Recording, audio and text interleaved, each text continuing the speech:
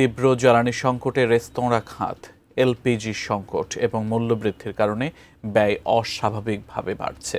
সিন্ডিকেটের কবল থেকে এলপিজিকে মুক্ত করা না গেলে রেস্তোরাঁ ব্যবসা টিকিয়ে রাখা সম্ভব নয় বলে জানিয়েছেন বাংলাদেশ রেস্তোরাঁ মালিক সমিতি। সকালে ডিআরইউতে সংবাদ সম্মেলনে সমিতির মহাসচিব ইমরান হাসান অভিযোগ করেন, ট্রেড ইউনিয়নের নামে রেস্তোরাঁ মালিকদের হয়রানি করা হচ্ছে। মূল্যস্ফীতি এবং দ্রব্যমূল্য বৃদ্ধির কারণে ব্যবসা টিকিয়ে রাখা কঠিন হচ্ছে তাঁদের পক্ষে। নিয়ম বহির্ভূত স্ট্রিট ফুড নিয়ন্ত্রণের দাবি তুলে তিনি জানান, রেস্তোরাঁ খাতে নীরব চাঁদাবাজি চলছে, যার প্রভাব গিয়ে পড়ছে খাবারের দামে। কর্পোরেট ব্যবসায়ীরা রেস্তোরাঁ খাতকে ঝুঁকির মুখে ফেলছে বলেও অভিযোগ করেন ইমরান হাসান।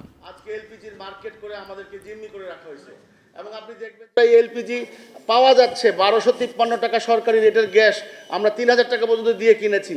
এখন কথা হচ্ছে যে এই যে মিল ইয়াগুলো উৎপাদন যারা করছে, এলপিজি যারা প্রোডাকশন দিচ্ছে, তারা ওইখান থেকে বেশি দামে তারা দিচ্ছে না, বেশি দামে ডিলারদেরকে দিচ্ছে। ডিলাররা আমাদেরকে যা ইচ্ছা তাইভাবে আমাদের পকেট কাটছে, লুট করছে।